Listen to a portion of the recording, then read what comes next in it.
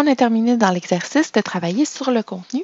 Maintenant, on a 7 diapositives. On va travailler sur les dernières modifications avant de terminer le travail.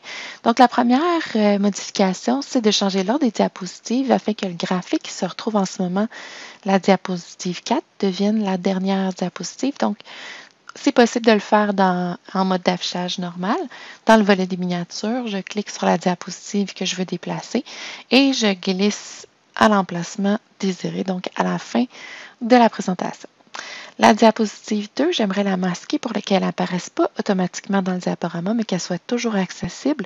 Pour le faire le plus rapidement, c'est un clic droit sur la diapositive à masquer et on sélectionne dans le menu contextuel l'option Masquer la diapositive.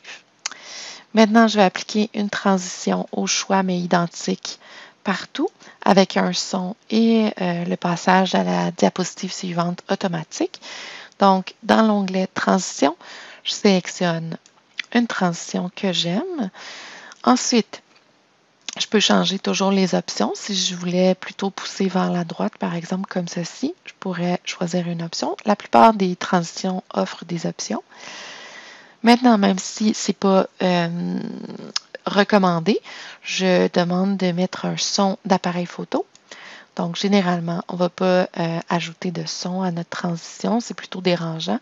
Mais là, simplement pour m'indiquer que vous êtes capable de le faire, je vais le demander.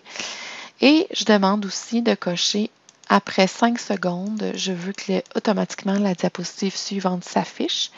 Après avoir sélectionné la transition, le son et l'option après, je viens cliquer sur Appliquer partout et je vois des petites étoiles qui apparaissent tout en dessous du numéro de diapositive pour m'indiquer qu'il y a une animation de transition qui a été appliquée sur chaque diapositive. On se rend maintenant sur la diapositive numéro 1. On va mettre 3 types d'animations sur le cycliste en vélo ici. Donc, pour les animations, on va dans l'onglet Animation. On a la galerie pour la première animation qui se trouve dans le groupe d'options Animation. Ce que je veux, c'est une animation d'apparition. On l'appelle aussi une animation d'entrée. Je sélectionne l'animation que je souhaite appliquer, tout simplement. On en a un petit aperçu rapide. Ensuite, pour les deuxième, troisième animations, je dois passer dans la section Animation avancée. Et dans Ajouter une animation, je viens sélectionner une animation d'emphase ou d'accentuation. Donc, je vais prendre Chanceler. On a encore une fois un petit aperçu de ce que ça va donner. Et dans Ajouter une animation, j'ajoute une dernière animation de sortie cette fois. Donc, un petit zoom pour sortir. Et voilà. Si vous n'avez pas le volet Animation d'afficher, vous pouvez le faire afficher dans l'onglet Animation en cliquant sur Volet Animation pour le masquer ou pour le faire apparaître pour constater que vos 3 animations sont bel et bien présentes dans votre volet. Maintenant, on va aller imprimer, mais comme on ne va pas gaspiller du papier, on va imprimer en format électronique, donc en PDF. Donc, on va aller dans le menu Fichier. On sélectionne l'option Imprimer. Et là, par défaut, c'est souvent diapositive en mode page entière, donc une diapositive qui occupe une page, tout simplement. Donc, ce que je veux comme première impression, c'est l'impression de 9 diapositives par page. Donc, c'est un document de 9 diapositives par page. Et ce sont toutes les diapositives que je veux imprimer. Donc, ici, j'ai bien imprimé toutes les diapositives. Et ici, je viens choisir Document et j'ai le choix entre 9 diapositives horizontales ou verticales, donc qui est un peu différent. Il y a un peu de différence entre les deux, là, mais si vous regardez par exemple horizontale, c'est que on va passer de 1, 2, 3 sur une même ligne horizontale.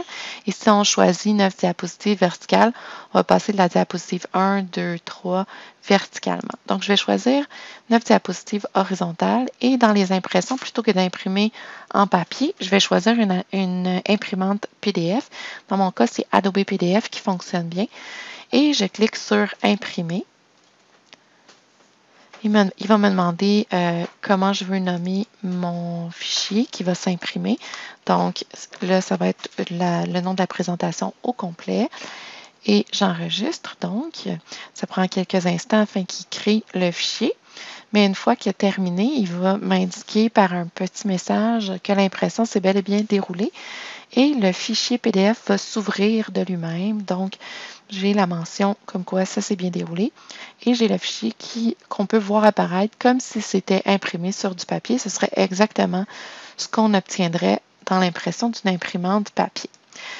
Deuxième impression que je veux obtenir, c'est d'imprimer la page 7, le graphique, avec les notes de présentateur. Donc, toujours dans le menu Fichier, je vais sélectionner l'option Imprimer. Dans la section ici, 9 diapositives horizontales, je vais changer ça pour page de notes. Et ce que je veux imprimer, c'est la page 7. Donc, dans la section diapositives, je vais tout simplement taper 7.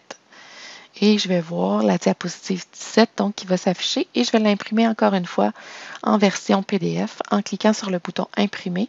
Il va me demander quel nom je veux donner à mon fichier. Donc, je l'appelle tout en rond page 7. Encore une fois, il va prendre quelques instants pour créer la page et il va m'afficher le résultat de l'impression de cette page-là dans le logiciel Adobe Acrobat. Il nous reste à enregistrer notre fichier final.